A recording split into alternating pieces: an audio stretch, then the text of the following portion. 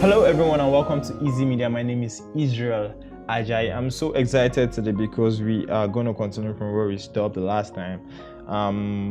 My mic got broken as the last week. That is why you're not having this tutorial as early as possible, but don't worry, we'll fix that already.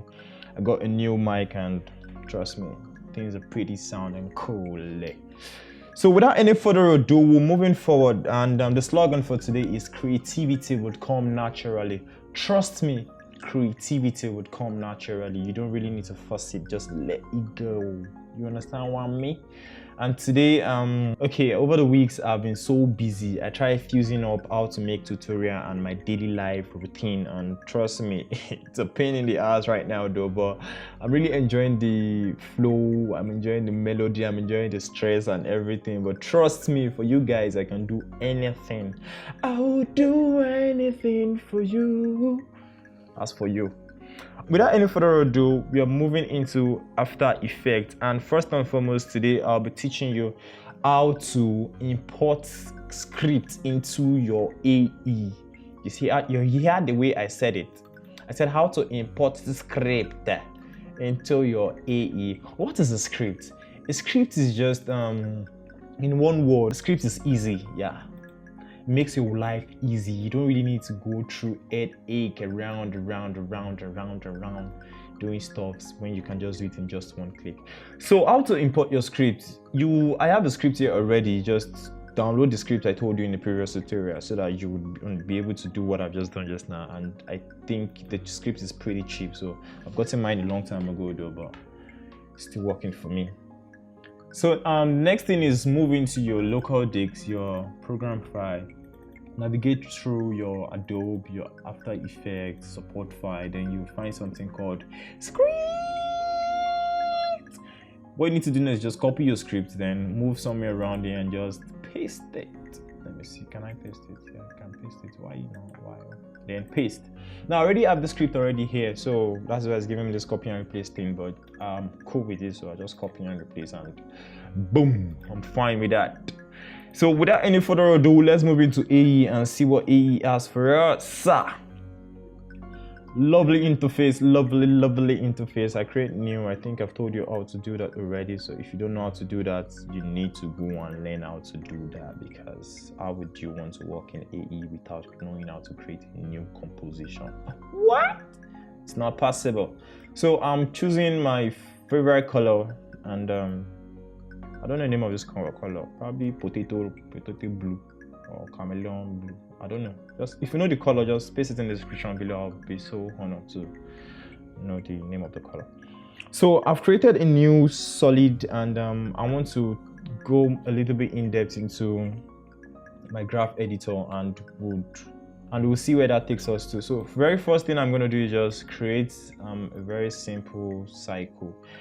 Now I'm intentionally taking this particular tutorial like this because I believe if you know the basics, you can do a whole lot after that.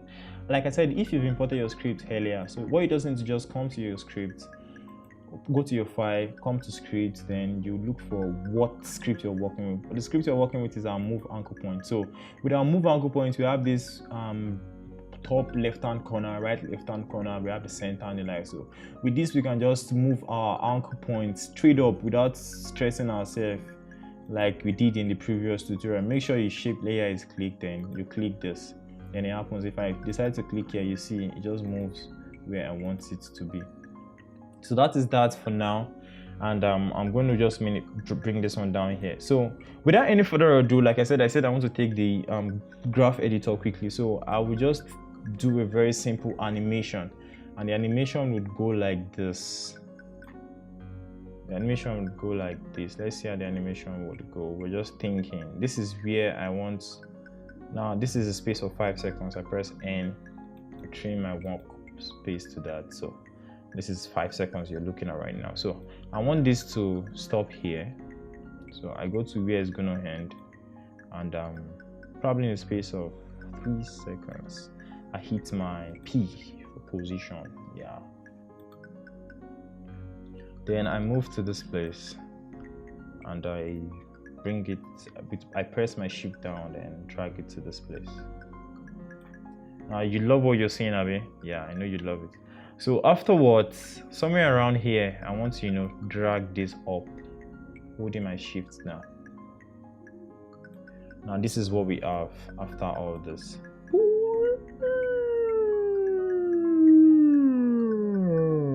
Boom. Pretty slow though, but we can just, make this thing faster by pressing our Alt and click on your last keyframe, then drag it evenly, just drag itself down. So let's drag it to a space of 1 second. Let's bring our time, let's shorten this whole thing. So our comp area would be 1 second, and I think we're cool with it. Now if we play, it should be a little bit fast. This is pretty fast for what we want to do though. It's okay. So my graph editor, this is what I mean by graph editor. At the left hand side down, you can see this graph editor, and you can just see all these block lines, and they just look like, what is all this? And a brief introduction into a graph editor is just, you have your eye, you can choose your values, you can choose to show stuffs based on what you're working on, of which we'll be touching a little bit later. This is your autograph zoom, you can see the name, I know you can, and your Y and X if you're working separately, and we'll be touching that a little bit later. But for now, I don't want to waste any of our time. So one thing I used to say is, when you make animations, or you make keyframes rather, you try ease them, and you can do that by just clicking on, I've highlighted all of it, then I right click, then come to my ease and ease. The shortcut is F9. Boom, I've done that already. So now if I duplicate this, let me for once just duplicate this and probably undo, then duplicate, then I should probably ease and ease this. I just want to show you the difference between this one. Now this particular one, I'm going to add a color. Now this particular, I'm going to add a color to, which is our fill. Go to fill and add a color to this. I will give you red. Red is beautiful, but that's just too intense for me. So I pick something like this, then boom. Now if we preview this, now you can see they all start at the same time and they're going to end at the same time, but the way they just move is just quite different from each other. Now if I isolate the white, you would see how the first shape layer moves. It just moves the way it likes, no melody to it. Now the second one, if that is what you're going for though, you're pretty cool, no problem, but I really advise, do something much more sense making. You can see how smooth that goes, like that's pretty cool. So that is why you have this jack. That's why we have that around there, and you can see they start at the same time and they end at the same time, but the fluid motion in between those that time interpolation, you understand what I'm trying to say, is what really helps your motion graphics stand out. And if you're working with even it helps your keyframing stand out in general. Let me just put it like that.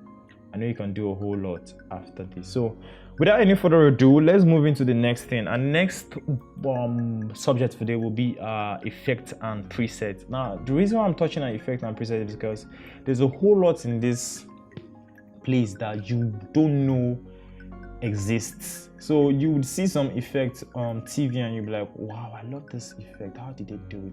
There's a whole lot when it comes to After Effects. And if you ask me why After Effects is just something you can't just do without when it comes to visuals.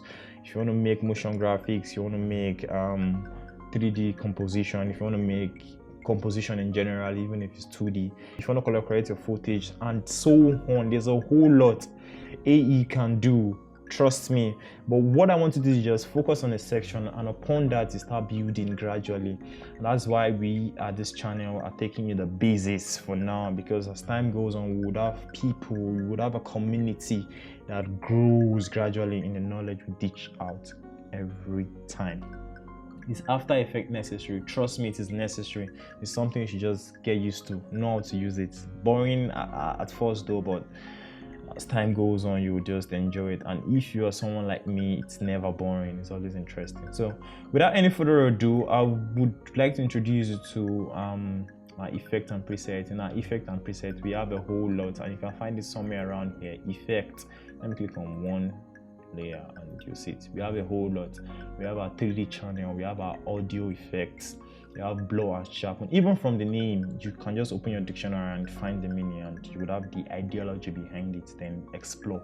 We have our channel, we have our color correction, distorts, expression controls, generates, keyframing, matte, noise and grain, and so on and so forth. And you have the liberty to actually install new preset. You can have liberty to install new effects. You get what I'm trying to say on your AE. That is that for that. So one particular tool, one particular gift for me to you today is just, I create a new solid. I probably just make it black. I just want to show you something that AE can do, and if you can take that a notch, trust me, you will bomb. Now, the very first one I'll be working with will be fractal noise. Fractal noise. It's located in our noise and grain. So if you come over here, you can also find it when you click on noise and grain. You understand what I mean? Yeah, I know you understand what I mean. If you feel me, say yeah. All right. Our noise and grain, and you would find our fractal noise. Yeah, that's it. Now, boom. This is what your fractal noise looks like. Right, that's a zoom in. No, that's too much. Now, there's a special tool in After Effects that just help you think. If you don't want to stress yourself, you don't want to do the thinking, you want the computer to just generate something for you, something pretty cool. Now, that tool is what? Our brainstorm. When I click on my brainstorm, it opens a new window for me, and with these, I have my fractal noise already, and I can just decide to say, okay, just computer, brainstorm for me, and let me see what you can produce for me. And computer will just go in and brainstorm, and you'll be like, no, this is not what I want. Okay, why don't you do something like this? Let's move our randomness to 88, and let's see what you're going to produce. Computer, brainstorm for me, and let's see what you would get for us. Oh, beautiful. Now, if this is not what you want, you can just tweak your randomness the way you like, and just until you have something pretty cool. Like me, I'm still looking for what is pretty cool here though, but I think I found one already, and this is it. And when you have something like this and you want more of this, what you just need to do is just expand this. Now you have this already. Now it's simple and straightforward.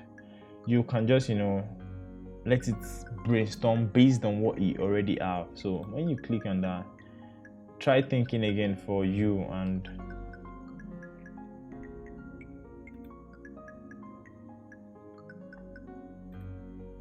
now it's easy. You can just tell it, okay, fine, I love this, and in my next search I want to have something like that, and brainstorm, you have something similar. You would be like, pretty cool, I like this. Why don't I go for something like this? UGD.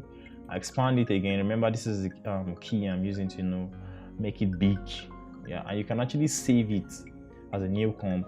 You can also apply it on a comp, but I like this already. I don't want to waste time, because I know I'm already above 10 minutes. So let me just go with this, and boom, I like what I'm seeing already. Now, this is just a gift for you for today. You can do this and just make it as your wallpaper, and you'll be like, whoa, I love this. Now, another tool I will introduce you to is our tint. Now, what does our tint do? Check your dictionary, you know what tint is. Then when you know what tint is, you can come back to this tutorial and continue. If you feel me, say Now, in our tint, we have black and white, and we have the amount of tint. And remember, in our fractal noise, we just have only 2 colors. Remember, if I shut this effect you see it's not there anymore, and if I bring it back on, you can see it's there. Now, with our tint, we have map black too. Now, if I decide to change my black color to something like let's see, something like a green. Let's go with a green, very light green. Okay, let's make dark green. Something like this. Now I decided to change my white to probably red. Yeah, red is okay. Now you can decide to be creative. Now let's see, let's create something cool. Now you can do this and be like, fine, I've gotten a background I want to use for probably one motion graphics or something. And trust me, there's a whole lot you can still do with this fractal noise. We can keyframe, we can do a whole lot with this, but for now I'm just going to leave it as this, and probably in our next tutorial I would come back to that fractal noise before moving forward for that day's topic. But for now, these are stuffs you should already know about this, and trust me, this is just, we are just scratching the surface. We've not started at all. Getting familiar with this thing really help us. But before I end this particular tutorial, let me come back to this particular place and talk about something. Remember, I've spoken about our preview. We have our frame rates. We can skip some particular frame, and we have our auto. We can decide to preview our video in full frame, half frame, third frame, quarter frame, and like so. I think with that, I'm just going to end it for now, so I would have something to take you guys next week. So until next time, my name is Israel Ajayi.